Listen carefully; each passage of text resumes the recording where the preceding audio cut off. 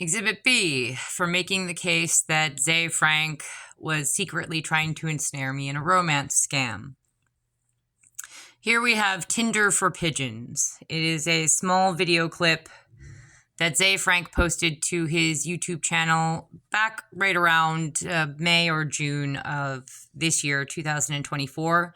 This was in response to both a YouTube video that I posted to my YouTube channel and also a WordPress blog post that I published for my blog, Celebrity Reigns List. Now, the blog post was addressed to Ze, and in the blog post, I compared myself in some ways to the Babylonian goddess Inanna. Inanna has an animal that represents her, as many gods and goddesses do. And Inanna's animal is the dove. For those of you who don't know, the dove and the pigeon are interchangeable. They are essentially the same animal. There is virtually no difference between a pigeon and a dove. So, because of that, pigeons and doves, essentially, they represent the same thing. Pigeons are quite often used to symbolize not just Inanna, the Babylonian goddess, but also the Holy Spirit in Christianity. And so if you wanted to represent, say, the Holy Spirit, and you didn't want to use the same old dove symbol that everyone uses, you wanted to spice it up a little, let's say, then you might want to use a pigeon. Because, again, pigeons and doves are the same thing. They represent the same thing. It's just one looks slightly different than the other. So, in this context, I would be represented by the pigeon. Surprise, surprise. Yeah, again, Ze Frank posted a much longer video about pigeons, maybe around about roughly 11 days after I published my WordPress blog post, and then followed that up with a YouTube video that basically just showed video screenshots of the blog post.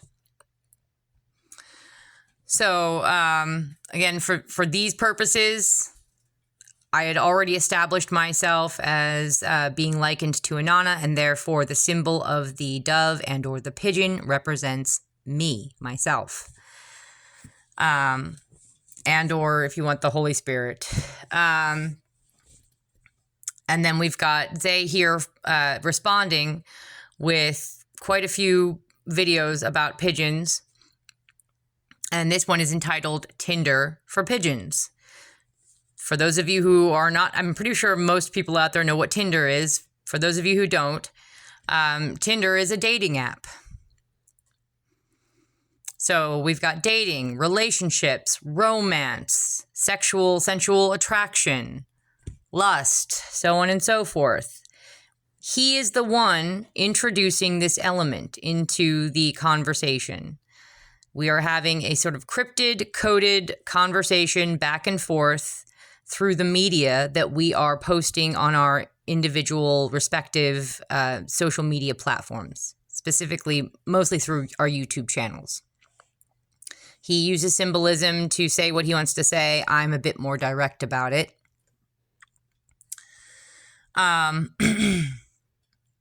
He does not have to be introducing the element of romance into this conversation on his end at all. And yet he does. He does repeatedly. So then we have to consider, okay, so is he making these gestures? Is he making these suggestions because he genuinely has romantic feelings towards myself? Or is he using some of his neuro-linguistic programming tricks and trying to make these little subtle suggestions in order to emotionally manipulate me and attempt to compromise me, possibly, again, to ensnare me in a romance scam? And maybe tried to draw me into his cult with some flirty fishing, and or just to confuse me. So there's the rub. That's the question, really, ultimately. Are these feelings that he's alluding to genuine, or is he playing games? Because if he's playing games, if he's trying to get something out of me other than a romantic relationship of some sort, if he's making these suggestions when he doesn't actually have these kinds of genuine feelings associated with me, then, then we have a romance scam on our hands. And let me remind you guys again, that is illegal. I will be following this video up with Exhibit C. That will be more catered to proving the fact that, my belief that he does not have any genuine feelings of, never did have any genuine feelings of romance or love for myself. That this has all been to try to very subtly manipulate my emotional stability, and or to try and coax me into having romantic feelings for him so that he could ensnare me in a romance scam and discombobulate me and emotionally compromise me. When a person is emotionally compromised and conflicted, they're likely to be less effective at doing something like, let's say, trying to expose a guy who's in a cult network of child abusers. So again, this would constitute a romance scam. All right, I'm going to end this one here and start making Exhibit C.